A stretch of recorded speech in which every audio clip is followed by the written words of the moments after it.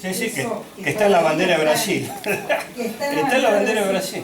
Claro, porque era parte de la globalización de ese momento. Lo primero, orden. Sí, la leña. Orden es leña abajo, ¿no? Bueno.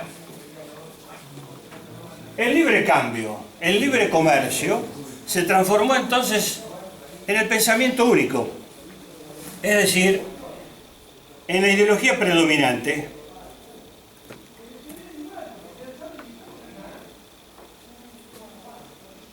En función de lo que decías vos recién, orden conservador, lucha, reforma electoral.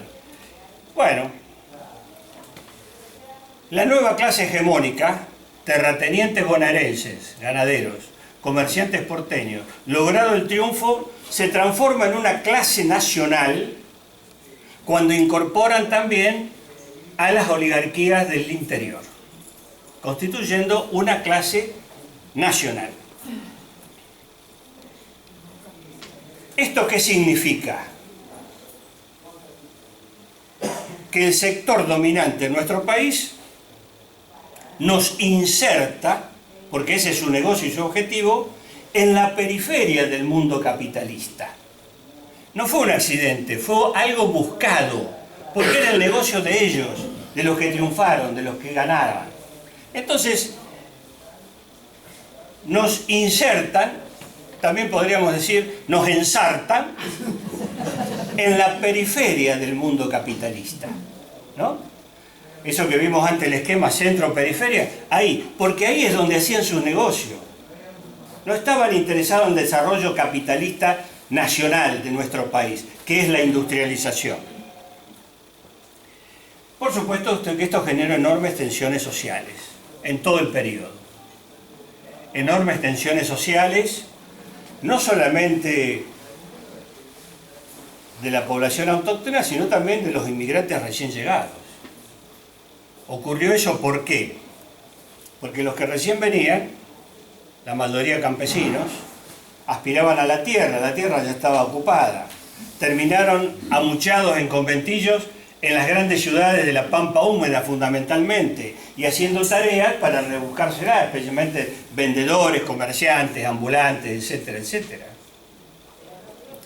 Eso creó grandes tensiones sociales, muchos traían ideas avanzadas en nuestro país, y bueno, esto generó una situación en la cual, en el caso de los chacareros, que eran inmigrantes ubicados en zonas marginales en aquella época de la pampa húmeda, generaron en 1912 este gran hecho que fue el Grito de Alcorta, que reivindica la reforma agraria, cosa que la actual Federación Agraria se ha olvidado, ¿no? ¿Y la industria azucarera, el azúcar? Ya vamos a hablar. Tensión política. Fue canalizada por la élite reformista.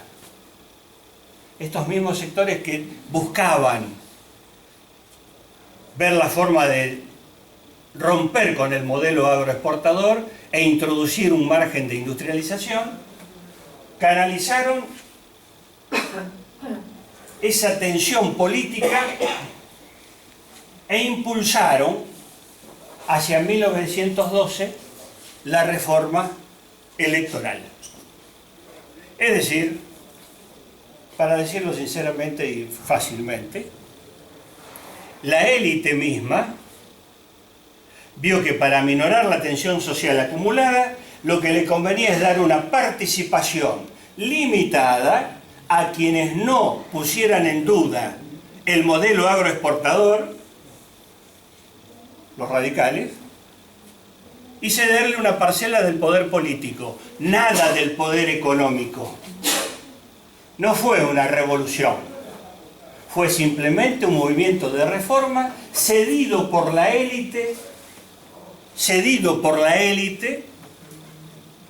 Cuando eso no les convino más, lo sacaron a los radicales en el año 30.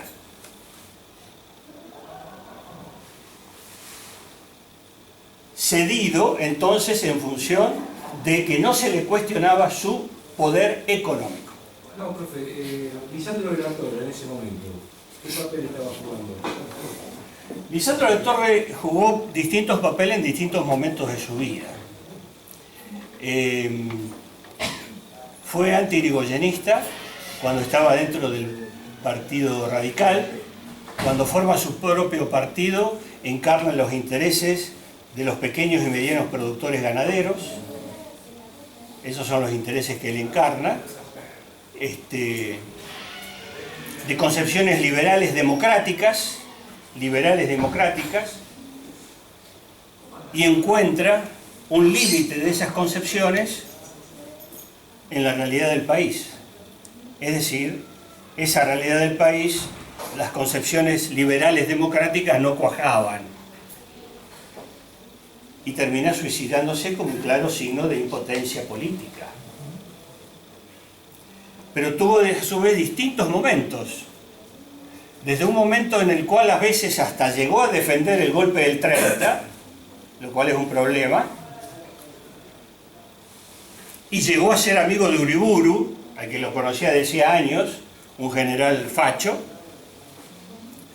hasta los pocos años ir girando hacia la izquierda y llegar a ser un defensor de la República Española cuando estalla la Guerra Civil en España en el año 36, a tal punto que cuando se suicida tenía en el saco una medallita que había recibido de España, de los republicanos.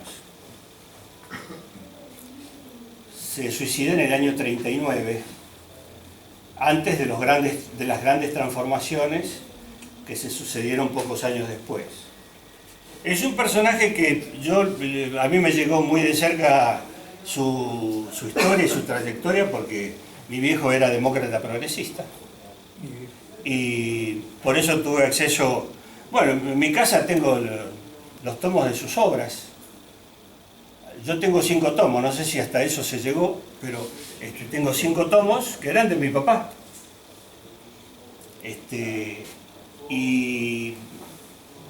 Todo eso me influyó mucho en su momento, pero después fui entendiendo mejor, bueno, distintos momentos, distintos papeles, distintas posturas políticas, avanzando siempre hacia una postura más progresista. A partir de su muerte, hecatombe del partido y de su dirigencia. Martínez Raimonda, Alberto Natale, dando clases de Derecho Constitucional en la Facultad de Derecho en plena dictadura militar, funcionarios de la dictadura, intendente, y no sé si gobernador, no sé si Natale no fue gobernador. No, candidato sí. Bueno, decadencia total de los principios latorristas, ¿no? Estaba también Oscar Blanco, que era otro sector. Sí. Bueno, pero ese es un buen tipo. Bueno, yo no lo llegué a conocer, me refiero a las cabezas más conocidas de esa época, ¿no? Bueno,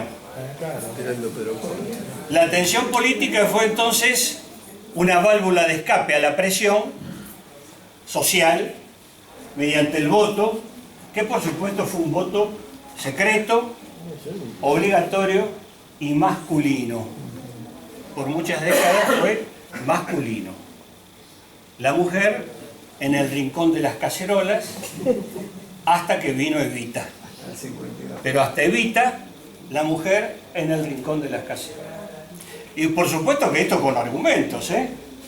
Había argumentos políticos de la dirigencia conservadora que decían que entonces la familia se iba al carajo si la mujer empezaba a votar.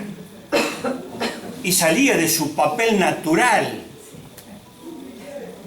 de parir y criar a los hijos. Bueno, tensiones sociales. Fíjense en esa, 1911, en un local de la calle Montes de Oca, en Capital Federal, en La Boca, levantan el diario La Protesta, anarquista. Esa tensión había que canalizarla de alguna forma. Y la élite conservadora facilita entonces la llegada al poder político a quienes nunca cuestionaron el modelo agroexportador. Pero no tenían la fuerza para hacerlo. No tenía, Eso lo podemos discutir. Yo no transijo con esas concepciones posibilistas que si no, pero Vale la lucha. porque llevadas al presente incluso muestran el resultado. Es decir, están los hechos. Están los hechos, están los resultados prácticos. Bueno, gobiernos radicales del 16 al 30. Y gracias a esa ley, es bueno señalar que el primer lugar, la primera provincia donde se aplicó la ley, la reforma electoral, fue Santa Fe. Y triunfa un gobernador radical, Menchaca, tempranamente, antes de Irigoyen a nivel nacional. Una foto, esto debe ser en el Rosario Norte, Irigoyen llegando en campaña electoral a Rosario en 1912. Irigoyen triunfa en elecciones libres. En 1922 triunfa los antipersonalistas, la versión claramente oligárquica del radicalismo, con Marcelo Torcuato de Alvear. Y en el 28 vuelve a triunfar Irigoyen, ya grande, veterano, y con un país que era otro, sin capacidad para adecuarse a la nueva circunstancia. A los 2 años lo derrocan. Durante los gobiernos radicales no se cuestionó el modelo agroexportador, como dije, y a su vez, otro elemento histórico para prestar atención, ceder ante las reivindicaciones de los sectores medios, pero a la clase obrera ni 5. Las matanzas que se hicieron sobre la clase obrera en ese periodo fueron peores, más graves que durante los gobiernos conservadores. Una de ellas, la Semana Trágica en Capital, una huelga que empieza en los talleres metalúrgicos Bacena del Parque Patricio, de 400 a 600 obreros muertos en Capital. La otra, la Patagonia Rebelde, que la conocemos por un excelente relato histórico de Osvaldo Bayer y por la película. Bueno, ahí se habla de 2000. Del traidor Brandón. De 2000 muertos. 1918, reforma universitaria. A los sectores medios sí. Esto era para los sectores medios. Otros no iban, no tenían posibilidad otros de ir a la universidad. ¿Quién? Los trabajadores. Eso recién ocurre varias décadas después. Bueno, se reclama mayor apertura, participación. La universidad la manejaba la Iglesia, con toda una concepción oscurantista medieval lamentable, terrible, cerrada, anticientífica, hasta la reforma universitaria que expandió su ola de influencia por toda América Latina. En toda América Latina esta fecha y este hecho es recordado porque repercutió y hubo transformaciones. Efecto dominó hizo. Pero la reforma universitaria nunca cuestionó el modelo agroexportador. A mí, que me gusta priorizar el análisis económico, porque es el análisis más real, más crudo, porque es el nudo gordiano de los problemas, me fijo en estas cosas. Es que tampoco cuestiona el modelo capitalista. No. Está siempre dentro de ese modelo. No. Tampoco la reforma agraria es cuestionadora del modelo capitalista. No. Eso no se cuestionaba. A nivel masivo no había. Dentro del modelo capitalista el único lugar que no te daba era ese. Pero dentro del modelo capitalista había opciones de un capitalismo nacional, no de un modelo agroexportador, Industrialista. oligárquico. Y eso no se lo cuestionó. Esta foto histórica, el ingreso de la Universidad de Córdoba, que fue el epicentro, la toma del edificio por parte de los estudiantes. Eran los hijos del poder también esta muchacha, ¿no? Eran los hijos del poder. Sí, pero representaban una ideología de sectores medios, fundamentalmente de quienes empujaban para llegar. Esta foto me gustó porque es una mujer, barrio de La Boca, en un teatro de La Boca, dirigente anarquista, en una asamblea de estibadores. Estamos hablando del año, de la primera década del siglo XX, obreros portuarios. Fíjense en la foto, la atención de la audiencia y la postura de esa mujer. Ahora, vos te das cuenta Increíble, que ¿no? rostros europeos, ¿no? Descendientes europeos, esta como en otra foto anterior, los obreros eran descendientes, todavía la negrada no había incursionado. No, eso es posterior. Sí, sí. Pero acá vemos en una sociedad cargada por el machismo, por las tradiciones conservadoras, y por supuesto en los niveles populares también. Esto es una foto interesantísima. Teresa Cupayolo, o Cupayolo. Más que interesante porque además no hay mujeres en la audiencia. No, obreros estibadores, portuarios. Esta es una foto de la Semana Trágica, 1919, que mencioné recién. Se desató un paro que después terminó generalizándose en todo el país. Van camino al cementerio de la Chacarita y la policía y la Liga Patriótica, las 3A de aquella época, subidos en las azoteas de las casas sobre Avenida Corrientes, tiroteando al cortejo fúnebre. Se habla de 400 a 600 muertos. Este es el taller Bacena, el Parque Patricio, Urquiza y Cochabamba. Fue el epicentro del conflicto. Acá se armó el despelote y después trascendió. Y miren esto, la triple A de aquella época. ¿Eran por el sueldo o los de los...? Sí, fundamentalmente por el tema salarial. Por horas de trabajo también, pero lo salarial era siempre lo primero. Liga Patriótica, 1919. Organización de derecha, recorre las calles junto a la policía en los autos de lujo de la época. Eran la gente, los jóvenes de la familia rica, haciendo de guardia pretoriana del interés económico. Bueno, la policía va también ahí, ¿eh? Todos embarrados, todos lo mismo. Esto es en la esquina de Callao y Tucumán, pleno centro. Esa es la iglesia de los jesuitas. Otra foto, pero de la Patagonia. Comisaría de San Julián, Santa Cruz, del 22 al 23. Peones prisioneros durante la Patagonia rebelde. Se calcula que los obreros asesinados fueron más de 2000. Ahí está la historia de las putas de San Julián. ¿De San Julián? De las putas de San Julián. Sí. Bueno, acá vemos otro grupo, estancieros, armados, que participaron de la represión 1922-23. Con el tema del nacionalismo, de que eran chilenos, de que eran alemanes, de que eran polacos, de que había que matarlos.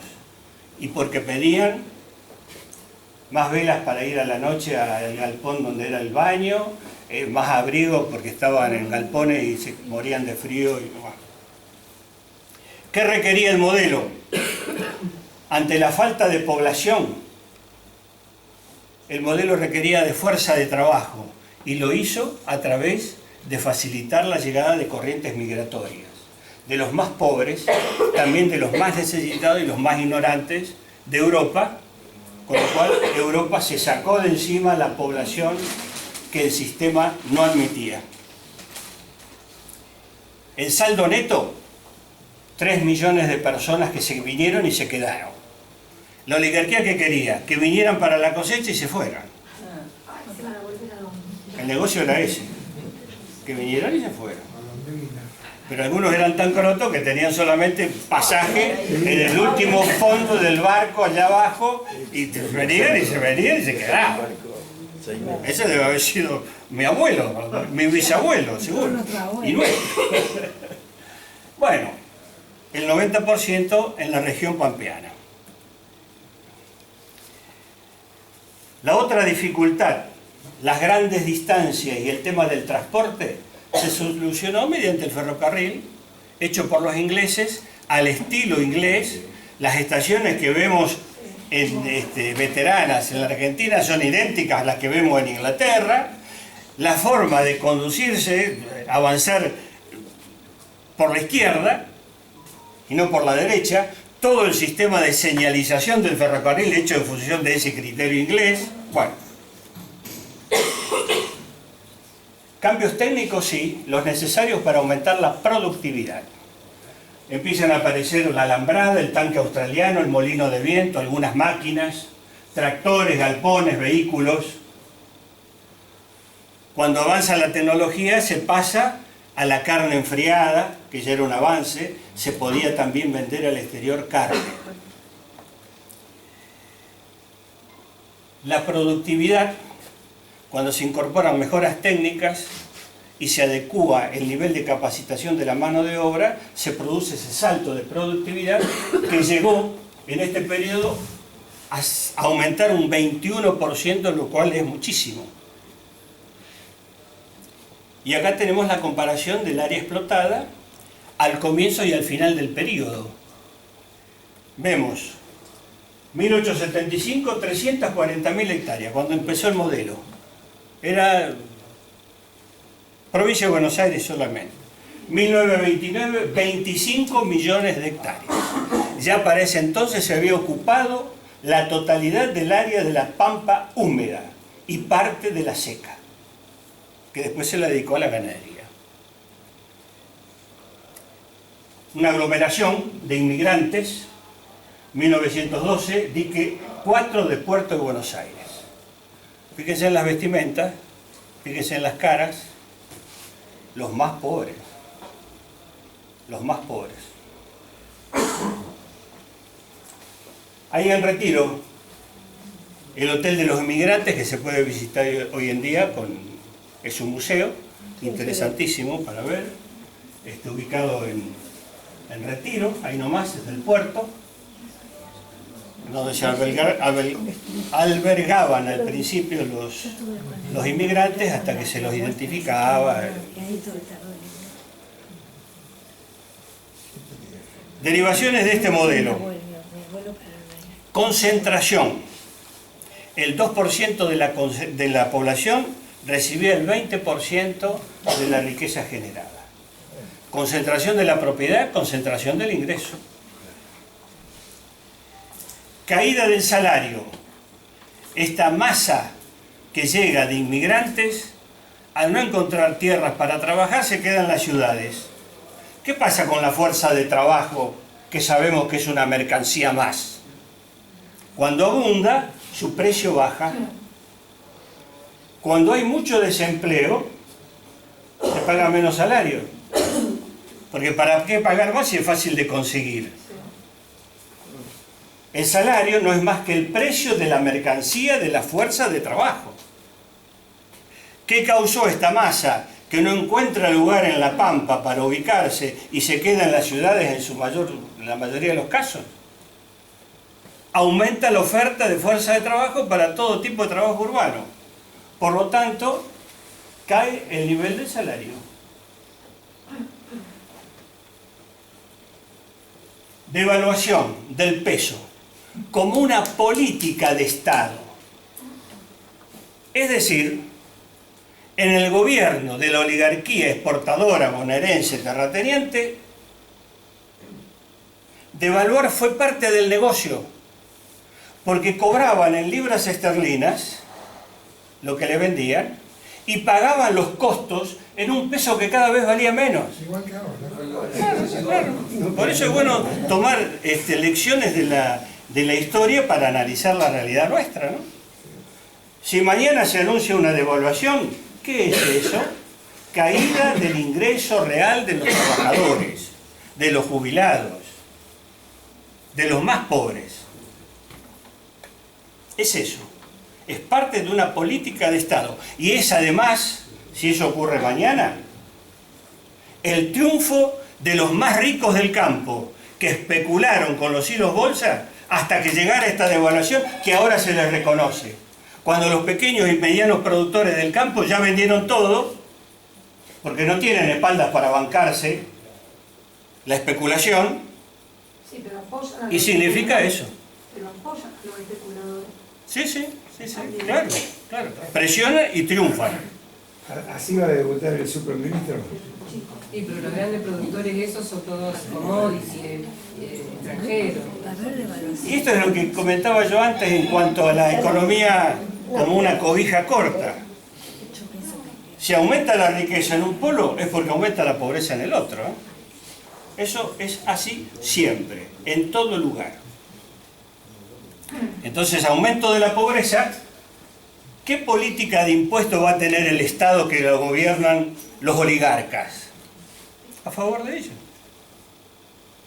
Porque en la Argentina desde hace décadas el principal impuesto que se cobra, que se recauda para generar el ingreso al Estado es el impuesto al consumo, al IVA.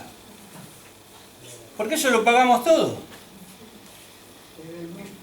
Macri va al supermercado a comprar 200 gramos de salchichón primavera. Ahí en No, pero a veces aparece. debe ser el fiambre más croto de todo. Salchichón primavera, que tiene muchos colores porque no se sabe cómo fue elaborado. Bueno, pero con los colores atractivos. Compra 200 gramos Macri en el supermercado y paga el 21% del IVA porque ya está incluido en el precio. Voy yo, que me llamo Gorosito, y estoy en la vereda de los crotos, compro 200 gramos de salchichón primavera y también pago 21%. Entonces, en apariencia, ¿qué impuesto tan democrático? Todos pagamos. Pero hay que medir lo que representa para uno y para otro ese impuesto. Mientras que para uno no es nada, para otro se les va la vida. De acuerdo al ingreso que tiene uno y otro, tenemos que medir el impacto del impuesto. Ya vamos terminando. Bueno, ese escaso desarrollo industrial de nuestro país, la posibilidad que fracasara las concepciones industrialistas, se debió a que los sectores populares, débiles, como dije antes, inconsecuentes, y a un escaso desarrollo del movimiento obrero y de los sindicatos. Acá vemos una foto, 1910, el patio de un conventillo, típico lugar de vivienda de los inmigrantes. Muchos estaban, y todavía hay algunos que quedaron en pie, en el barrio Refinería. Los límites de este modelo agroexportador, ¿el crecimiento de qué dependía? De que aumente el poder adquisitivo desde afuera, del exterior, de los que nos compraban. Si les iba bien a los ingleses, a los franceses, nos compraban más. Y eso beneficiaba el modelo. Por eso lo llamamos un modelo mercado externista. Para su crecimiento necesita que afuera estén bien, no adentro. Cuando más pobres adentro, menos se les puede pagar de salario, más embrutecidos están. ¿Se entiende eso? Por lo tanto, una fuerza de trabajo más barata todavía.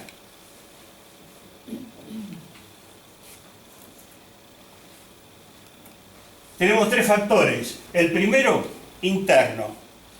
Cuando se llegó sin inversiones técnicas a ocupar toda la pampa húmeda, ya no se podía seguir aumentando la producción.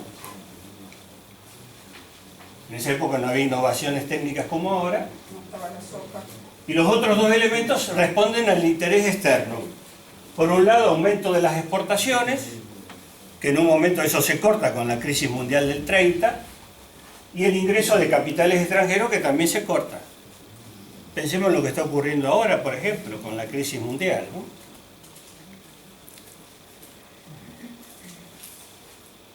Si se llegaba a la frontera de la pampa húmeda como se llegó en esa época y se cierran los factores 2 y 3 externos, el modelo entraba en crisis, y es lo que ocurrió a partir del 30. Acá tenemos un puerto de la época que se hombreaban en bolsas, no había silos, no había embarque masivo como ahora. Este modelo generó estos 4 elementos. Dependencia, porque se dependía del bienestar y de la riqueza del mercado externo. Si afuera les iba mal, nosotros sonábamos. Eso es dependencia, cuando dependés del desarrollo de otro, de afuera. Inestabilidad. Cualquier crisis en el exterior te repercute en tu economía. No tenés autonomía, no tenés mercado interno para defenderte. Crecimiento desigual. Este fue el modelo de la pampa húmeda. El resto de las provincias quedó al margen. Algunas lograron arañar algo de crecimiento sobre la base de lo que se llama la agricultura industrializada. Caña de azúcar en Tucumán, yerba mate o té en Corrientes, Misiones, algodón en el Chaco, vid en Cuyo, etc.